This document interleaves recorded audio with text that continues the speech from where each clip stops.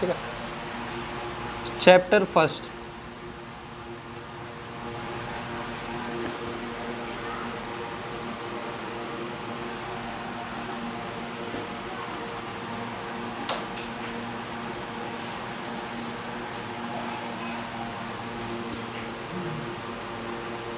देखो इस चैप्टर में बेसिकली कि स्टार्टिंग में जो चैप्टर हमें पढ़ने हैं उन चैप्टर में कहीं पे भी चार्ज मूव नहीं करेगा, तो चार्ज रुका हुआ रहेगा। और अगर चार्ज रेस्ट में रहता है, चार्ज रेस्ट में होता है तो उसे करंट नहीं बोलते, इलेक्ट्रोस्टैटिक बोलते हैं। क्या बोलते हैं? इलेक्ट्रोस्टैटिक। तो कई बुक्स में ये नेम से भी चैप्टर है कि इलेक्ट्रोस्टैटिक, मतलब चार्ज चल नहीं रहे, सभी जगह चार्ज कहाँ पे हैं? रुके हुए हैं। तो पहले कुछ प्रॉपर्टी हैं चार्जेस की, वो हम देख लेते हैं, या फिर पहले चार्ज ही समझे। दो टाइप के होते हैं चार्ज, ये तो पता ही है, पहला पॉजिटिव, दूसरा निगेटिव। ये पॉजिटिव चार्ज, चार्ज को हम Q से डिनोट करते हैं।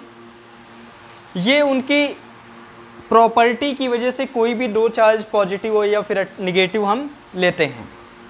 इसकी यूनिट क्या होती है, चार्ज की यूनिट, ये थोड़ा इसलिए बता रहे जल्दी क्योंकि ये सब है नहीं पार्ट में, ना ही कभी पेपर में पूछा जाता, लेकिन चार्ज क्या होता है, पूरा चैप्टर ही चार्ज के बारे में, इसलिए आपको चार्ज आना जरूरी है। यूनिट क्या होती है? कूलम।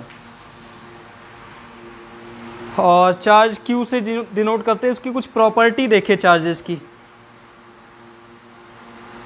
पहली प्रॉपर्टी इसकी ये है कि पॉजिटिव क्या करते हैं? प्लस प्लस चार्ज क्या करते हैं? रिपेल करते हैं। प्लस माइनस क्या करते हैं? अट्रैक्ट करते हैं। क्या करते हैं? ये सब पता होगा। और माइनस माइनस क्या करते हैं? रिपेल करते हैं। जो इसकी नेक्स्ट प्रॉपर्टी होती, दूसरी प्रॉपर्टी ये होती, charge are conserve. Charge are conserve. Charge conserve है, इसका मतलब ये है कि charge can neither be created nor destroyed. ना तो इनको क्रिएट किया जा सकता, ना डिस्ट्रॉय किया जा सकता है। लेकिन अगर हम देखें, स्केल लो, उसको अपने हेयर से रफ करो तो वो उस पर चार्ज स्टोर हो जाता है। उसके बाद एक पेपर लो तो वो अट्रैक्ट होता है। ठीक है, तो इसका मतलब क्या स्केल में चार्ज क्रिएट हो गया है क्या? कोई भी चीज़ है, कोई एक रॉड लो और फर से उसको रफ करो तो उस पर चार्ज आ जाता है, तो क्या चार्ज क्रिएट हुआ क्या? वो तो कंजर्वेशन ऑफ चार्ज को नहीं फॉलो करेगा। चार्ज क्रिएट और डिस्ट्रॉय नहीं किए जा सकते, लेकिन एक जगह से दूसरी जगह ट्रांसफर किए जा सकते हैं। Charge are conserve means it can neither created nor destroyed but can be transferred from one body to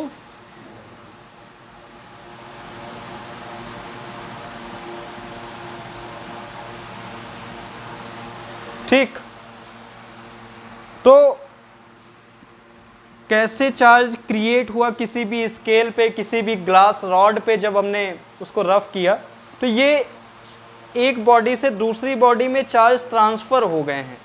ठीक है। थर्ड जो इसकी प्रॉपर्टी होती, क्वांटाइजेशन ऑफ चार्ज।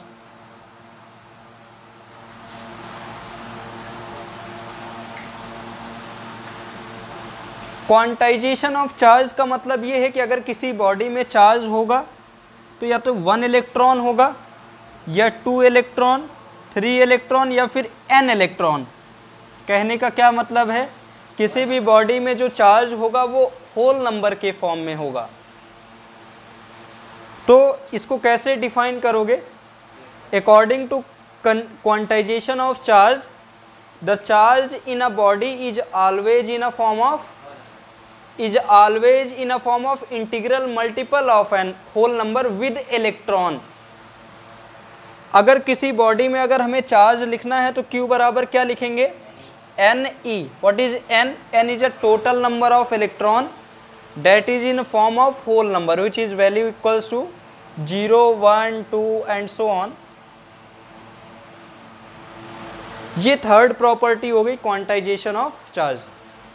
यही कुछ बेसिक प्रॉपर्टी हैं। और चार्ज कैसे जनरेट, कभी कभी एक चार्ज को बिना टच किए भी जनरेट किया जाता है, उसको बोलते हैं चार्ज बाय इंडक्शन।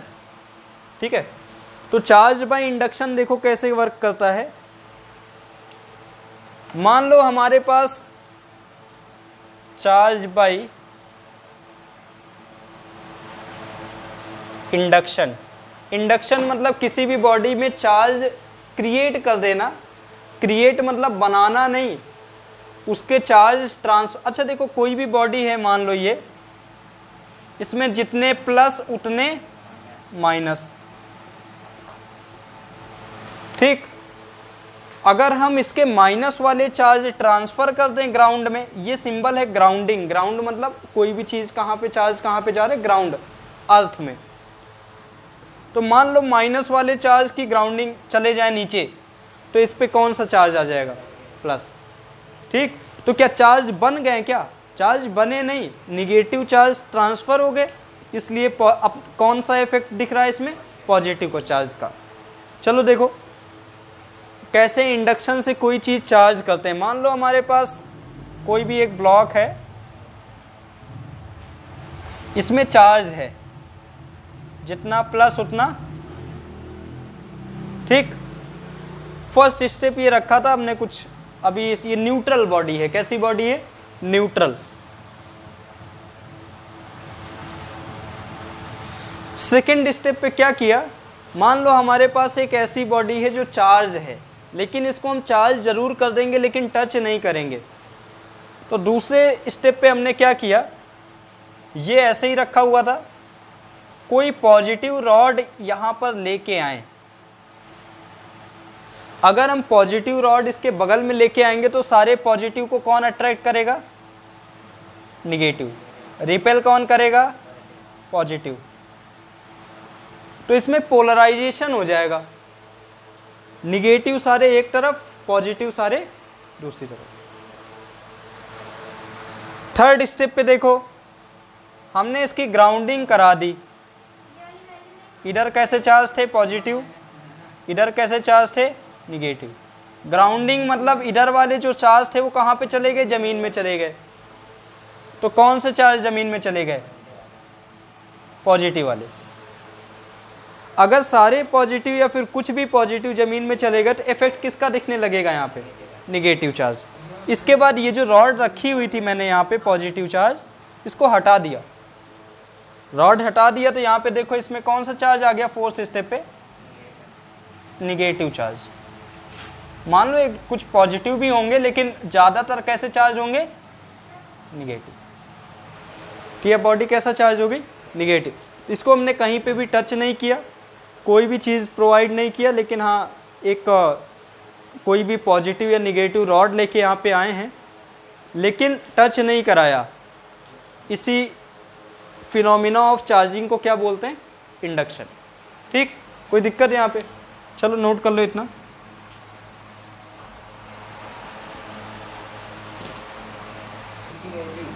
ओके, चलो इसके बाद देखो, अब अभी तक देखो इसमें जो भी ये था ये सब एक तरह का कॉन्सेप्ट है, इसमें बहुत ज़्यादा चीज़ें कोई पेपर में नहीं पूछी जाती, बस क्वांटाइजेशन ऑफ चार्ज हो गया, कभी कभी इंडक्शन भी पूछ लेते हैं, बाकी ये प्रॉपर्टी बहरहाल नहीं पूछते हैं अभी तक। मान लो कभी एक नंबर पे पूछ ले तो वो एक अलग बात है, मगर आज तक तो जल्दी नहीं दिखा मुझे। इसके बाद देखो जो पेपर के पॉइंट ऑफ व्यू से थोड़ा सा इम्पॉर्टेंट है, अभी यहाँ पे आपको हमने ये बताया कि पॉजिटिव फोर्स वो चार्ज क्या करेंगे, रिपेल करेंगे। क्या करेंगे, रिपेल। लेकिन जब रिपेल या फिर अट्रैक्ट, मान लो पॉजिटिव निगेटिव अट्रैक्ट करेंगे तो किसी फोर्स के साथ अट्रैक्ट या रिपेल करेंगे। तो वो फोर्स किसी साइंटिस्ट ने बताया कि ये फोर्स की जो वैल्यू होगी वो इतनी होगी। अभी क्या होगी देखते हैं, जिसको बताया किसने, कूलम्स लॉ। तो नेक्स्ट हम जो पढ़ेंगे कूलम्स लॉ।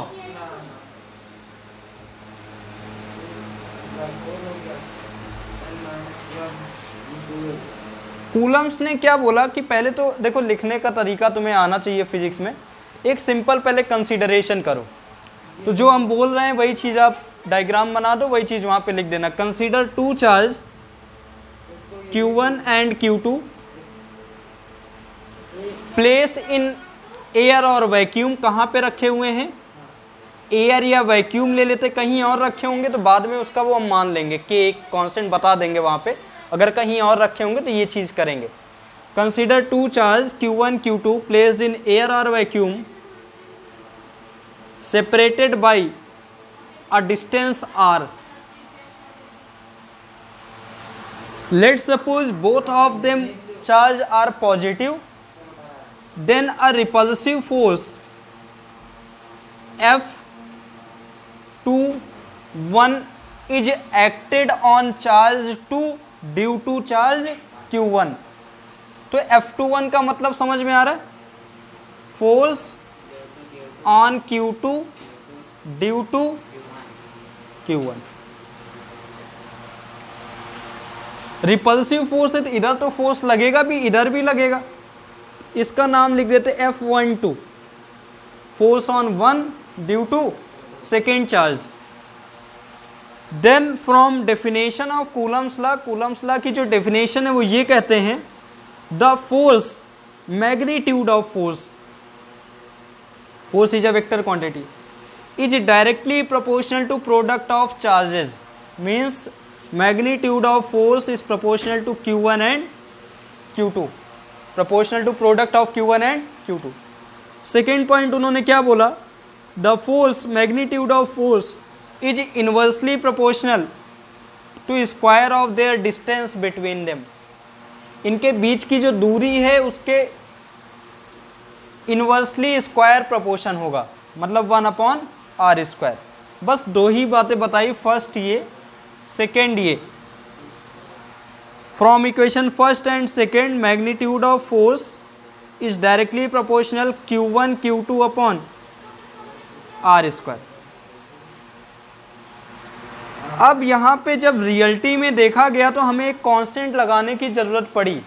कहने का मतलब Q1 Q2 r² रखने पे हमारी वैल्यू रियल फोर्स से, एक्सपेरिमेंटल फोर्स से मैच नहीं कर रही थी। तो जो वैल्यू है वो कितनी आई? जो कांस्टेंट है उसको हमने सॉल्व किया तो magnitude of force is equals to, proportional हटा रहे हैं तो एक कांस्टेंट लगाएंगे। जो कांस्टेंट की वैल्यू कितनी है? 1/4πε0 k Q1 Q2 upon r²। ये उनके फोर्स की वैल्यू है। यहां पे 1/4πε0 क्या है? हाँ, परमिटिविटी। इसकी वैल्यू कितनी है? 9 × 10⁹। अभी यूनिट क्या है हम तो कह रहे याद ही ना करो। बेसिकली जो इसकी यूनिट होगी वो होगी न्यूटन मीटर स्क्वायर पर कूलम स्क्वायर। देखो याद नहीं करना, हम बता देते कैसे आ रहा है। इसकी यूनिट निकालनी है तो सब दूसरी तरफ कर दो इसको छोड़ के। तो ये क्या हो गया? F अपनी जगह, ये इधर आ गया तो r², ये Q1 Q2 तो Q1 Q2 बराबर क्या आ गया? 1/4πε0 k। k की कोई यूनिट नहीं होती तो 4πε0 न्यूटन मीटर स्क्वायर पर कूलम स्क्वायर, वही चीज लिखी। अब यहां पे एक चीज ये बताना है कि k क्या है। अभी देखो ये एयर या वैक्यूम में, ये रियल ऑब्जर्वेशन है। पहले अगर ये एयर या वैक्यूम में रखे हैं तो मैंने देखा कि उसमें बहुत ज़्यादा फोर्स लग रहा। उसके बाद हमने मान लो दो चार्जेस को बीच में एक चीज़ से सेपरेट कर दिया, वुडन ब्लॉक रख दिया ऐसे। अब दोनों के बीच का मीडियम कैसा हो गया? एयर या वैक्यूम तो नहीं है, कोई मीडियम आ गया। कोई मीडियम आ गया तो ये कैसे डिफाइन करेंगे? तो हमने ये एक चीज़ और, मीडियम आने से फोर्स पर इफेक्ट पड़ा। पहले मान लो 10 न्यूटन जब एयर या वैक्यूम में रखे थे 10 न्यूटन लग रहा था, अब फोर्स की वैल्यू कम हो गई।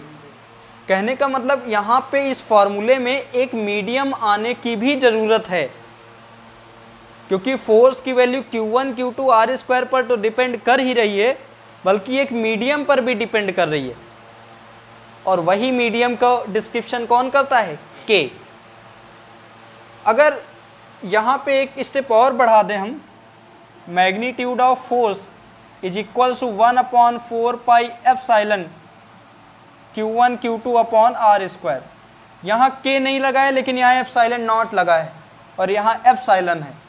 तो मीडियम की इंफॉर्मेशन कौन बताता है? एप्सिलॉन, जिसकी आगे चल के वैल्यू ही जब तुम सॉल्व करोगे तो कितनी होती है? Epsilon naught K। Epsilon not क्या है? एप्सिलॉन नॉट भी मीडियम ही है, लेकिन एयर का है। ये लिखो एप्सिलॉन नॉट, और यहाँ पे एप्सिलॉन नॉट क्या लिखोगे? परमिटिविटी ऑफ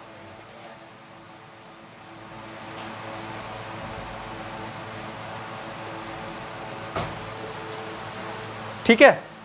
तो ये एयर का मल्टीप्लाई कर दे एक डाइलेक्ट्रिक कांस्टेंट। तो ये मीडियम कैसे डिस्क्राइब हुआ? ये मीडियम की वैल्यू हुई K जो है, K को हम क्या बोलते हैं? पहले चीज तो ये लिखो कि एप्सिलॉन बराबर क्या होता है? K epsilon not. पहला स्टेप तुम्हें पता होना, ये अभी डिराइव कर सकते हो जाएगा डिराइव बाद में। दूसरा तुम्हें ये पता करना है, तो K बराबर क्या होता है? Epsilon upon epsilon not. ये रेशियो में दिख रहा तुम्हें, तो इसका एक और नाम होता है रिलेटिव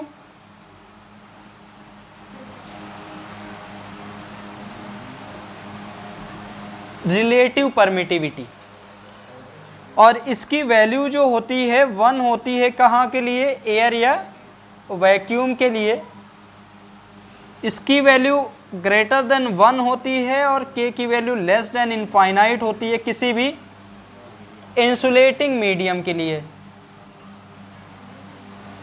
अब को इंसुलेटिंग मीडियम तो एयर भी है, तो एयर के लिए 1 होती है, ठीक है।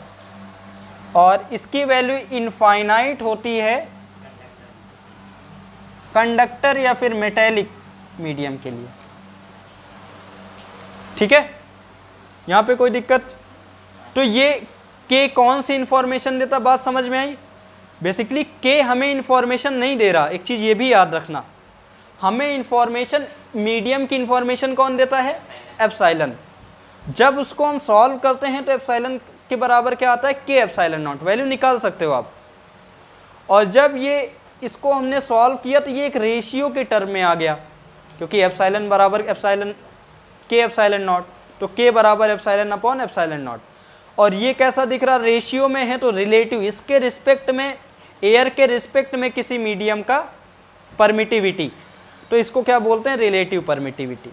और इसकी वैल्यू 1 होती है एयर या वैक्यूम के लिए, इसकी वैल्यू इनफाइनाइट से छोटी और 1 से ज़्यादा होती है किसके लिए?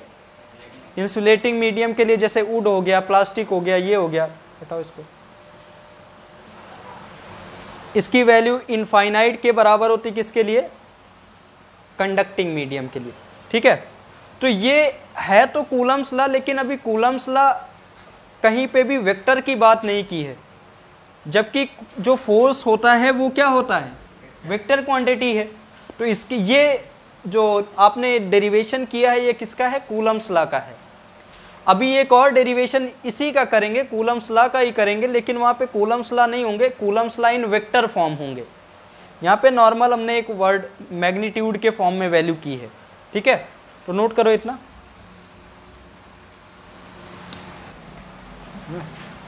नेक्स्ट देखो, Coulomb's law in vector form. कुछ है नहीं, बस सेम चीज है। और एक सिंपल लैंग्वेज में बोले, अगर Coulomb's law in vector form आए, तुम्हें बहुत कुछ अगर ना आ रहा हो, तो हमने मैग्नीट्यूड वाला तो करा ही दिया है, और हमने बताया भी है कि जब स्केलर से वेक्टर में बदलना होता है तो हम क्या करते हैं? यूनिट वेक्टर से क्या कर देते हैं? मल्टीप्लाई। तो एक काम वो भी कर सकते हो, ठीक है, वो भी गलत नहीं होता। अगर नहीं आया तो, ये वाला अगर नहीं समझ आ रहा वहाँ पे, तो डायरेक्ट यूनिट वेक्टर से मल्टीप्लाई कर दो, फोर्स के ऊपर वेक्टर लगा दो। Consider 2 charge Q1 Q2, the force on charge both of them are positive charge, the force on second charge due to first charge is equals to F2 1। and the force on first charge due to second charge F12. This is a vector, so use vector. Coulomb's law in vector form. अब एक चीज ये देखो, इधर से इधर जब जा रहे हैं, इस वाले फोर्स की डायरेक्शन की बात करें तो जब इधर से इधर जा रहे हैं तो इसकी डायरेक्शन क्या है, 1 से लेके 2, तो R12। और जब इधर से इधर आ रहे हैं तो इसकी डायरेक्शन क्या है, R21। By the definition of Coulomb's force, the magnitude of force is directly proportional product of charges and the magnitude of force is inversely proportional to square of their distance between them. Combining these equation, magnitude of force is equals to with constant 1 upon 4 pi epsilon naught dielectric constant K Q1 Q2 upon R square. This is a magnitude of force.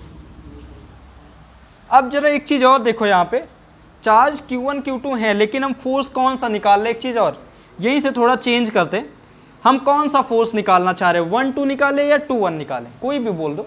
मान लो 2-1 निकालना चाह रहे हो तो यहाँ पे force का नाम क्या हो जाएगा, फोर्स ऑन 2 ड्यू टू 1, और उसकी डिस्टेंस देखो किधर से किधर है, 2 पे लग रहा है 1 की वजह से, तो इधर से इधर, तो ये डिस्टेंस क्या है 1-2। देखो अलग अलग बुक्स में हो सकता है यहाँ पे 2-1 भी लिखा हो, लेकिन उनका कंसीडरेशन अलग है। मैंने क्या माना कि जो डिस्टेंस है इधर से इधर वो कितनी है, R12, और जो फोर्स है वो 2-1 है। अब उनका कंसीडरेशन अलग बुक में हो सकता है, यहाँ पे आपको 2-1 मिल जाए तो कोई वो नहीं है, वो क्या मान रहे हैं वो उनका कंसीडरेशन। इसीलिए फिजिक्स में स्टार्टिंग में क्या लिखते हैं, कंसीडरेशन, आप क्या मान के चल रहे हो। तो यहाँ पे हो गया 1-2 और यहाँ पे हो गया 2-1। अब वेक्टर फॉर्म में अगर लिखना है, इन वेक्टर फॉर्म, अगर हमें इसको वेक्टर फॉर्म में करना है तो फोर्स के ऊपर सिंपल मैग्नीट्यूड हटा दें, वेक्टर लगा दें, तो 1/4 pi epsilon not dielectric constant K Q not and the distance is R12 का square and multiply by a unit vector n cap. अभी ये n कैप क्या है अभी देखते हैं। अगर हम इधर से इधर जा रहे हैं तो डायरेक्शन ऑफ फोर्स भी तो इसी तरफ है ना। तो यूनिट वेक्टर क्या होता है, एक ऐसा वेक्टर जिसका मैग्नीट्यूड 1 हो और उसमें डायरेक्शन हो। तो अगर मान लो ये एक यूनिट वेक्टर है n कैप, इस तरफ की डायरेक्शन अगर हम इस तरफ से इस तरफ की डायरेक्शन बोले, तुम क्या डायरेक्शन बताओगे, यूनिट वेक्टर की डायरेक्शन क्या बोलोगे, R12 का cap. Cap is a unit vector, इस तरफ यूनिट वेक्टर की डायरेक्शन क्या है, R12 का कैप। तो अभी देखते हैं, ये n कैप तो नहीं लिखो, अभी डायरेक्शन लाने के लिए हम क्या कर रहे हैं, R12 का कैप। ये क्या होता है, यूनिट वेक्टर का एक फॉर्मूला होता है, ये होता है R vector upon magnitude of R vector. और R वेक्टर है कौन, अगर 1-2 की डायरेक्शन ले रहे हैं तो यहां पर भी कौन सी डायरेक्शन लेंगे, 1-2 वेक्टर, R12 वेक्टर, और ये भी मैग्नीट्यूड भी R12। तो ये नीचे वाला है मैग्नीट्यूड, हम सिंबल यहां पर भी नहीं बनाए, यहां भी नहीं बनाए, तो वहां भी नहीं बना रहे। ये लिख लेना है यहाँ पे, R12 is a magnitude, vector नहीं लगा तो R12 क्या है, magnitude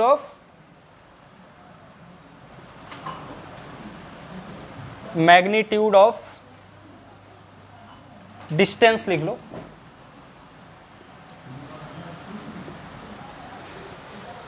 magnitude of R12 vector. R12 vector की क्या है, मैग्नीट्यूड। तो यहां पे स्केलर से वेक्टर में बदल रहा है तो हमें क्या करना पड़ेगा, मल्टीप्लाई करना पड़ेगा, किससे, यूनिट वेक्टर से। लो मल्टीप्लाई कर दिया, किससे कर दिया, R12 का कैप। चेंज हो गया स्केलर वेक्टर में। अभी इसको क्या लिख सकते हैं, यहां से तुम्हें बताया R12 वेक्टर अपॉन R12। तो फोर्स कौन सा फोर्स था, 2-1, force on second charge due to first charge. Force on second charge due to first charge equals to 1/4 pi epsilon naught K Q naught upon R12 का square multiply by R cap is a R vector upon magnitude of R vector, means r12 vector magnitude of r12, square and 1 मिलके cube बन गया।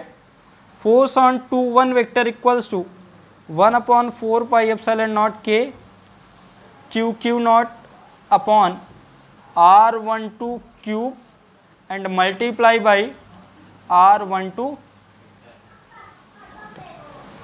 That is a force in vector form. ठीक है, बस ये simple है, बाकी कुछ है नहीं। अगर आप यहाँ पे मैग्नीट्यूड वाला करने के बाद इतना भी कर देते हो तब भी आपका आंसर गलत नहीं होगा, चेंज तो कर दिया आपने वेक्टर में। ठीक है, कोई भी सही है, बस जब सॉल्व करेंगे वहाँ पे ध्यान देना, ये भी यूज कर सकते चाहे जो भी यूज करो, कोई दिक्कत नहीं। बाकी सब चीज़ें पता ही है, k क्या है और r12 क्या है, 12 क्या है, वेक्टर है, ये मैग्नीट्यूड है, ये क्या है, वेक्टर है। ठीक है, और ये फोर्स है वेक्टर फॉर्म में। ठीक है, तो ये Coulomb's law in vector form हो गया, नोट कर लो।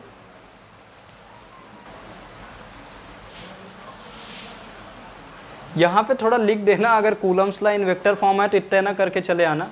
पहले अगर 3 नंबर का आया तो लिखने का तरीका भी देख लो, बेसिकली 3 नंबर का ही पूछा जाता है, 3 या 2 नंबर का। तो सबसे पहले डेफिनेशन कूलम्स लॉ की, है ना, उसके बाद कंसीडरेशन डायग्राम, तब ये काम करना, डायरेक्ट ऐसे ही ना कर देना। चलो नेक्स्ट देखो, सुपरपोजिशन प्रिंसिपल।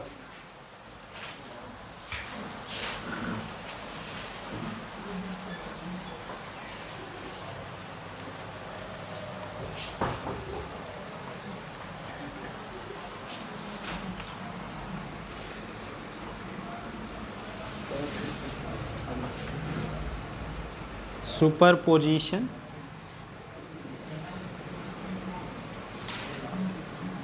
देखो, यहाँ पे अगर 2 चार्ज हैं तो चलो ठीक है, आपको समझ आ गया, अट्रैक्टिव लगेगा, रिपल्सिव लगेगा। हम कह रहे 2 नहीं, बहुत सारे चार्ज हैं। एक चार्ज Q1, दूसरा Q2, तीसरा Q3, Q4, Qn, और इधर एक चार्ज रखा हुआ Q0, Q नॉट की भी कुछ खासियत होती है, ऐसे नहीं इसको Q नॉट बोलते, ये टेस्ट चार्ज है। कैसा चार्ज है? Test charge. तो क्या करे, टेस्ट चार्ज है तो इसका कुछ यूज होता है।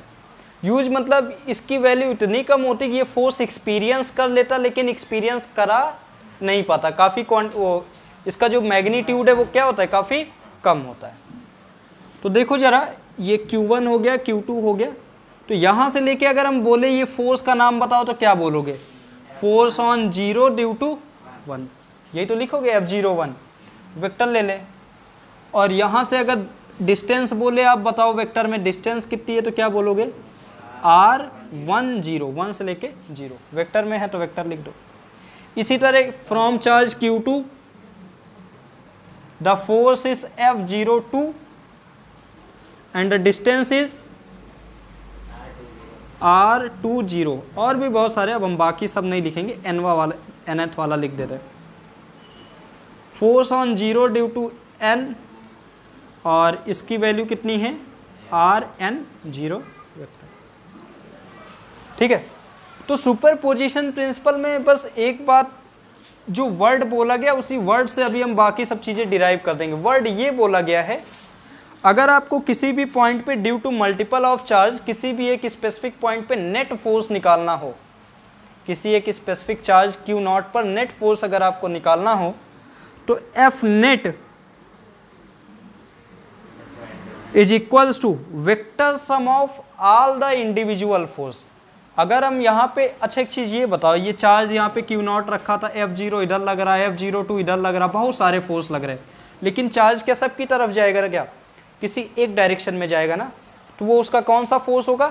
नेट फोर्स या फिर रिजल्टेंट फोर्स। तो जो नेट से अच्छा यूज करो रिजल्टेंट,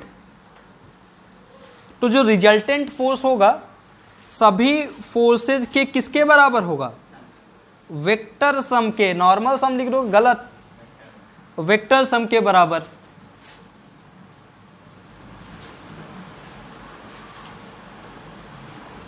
ठीक, तो ये जो रिजल्टेंट फोर्स है अब इसको डिराइव कर देंगे। जो सुपरपोजिशन प्रिंसिपल था वो इतना ही है, the net resultant force due to multiple of charge is equals to vector sum of all the individual forces. F resultant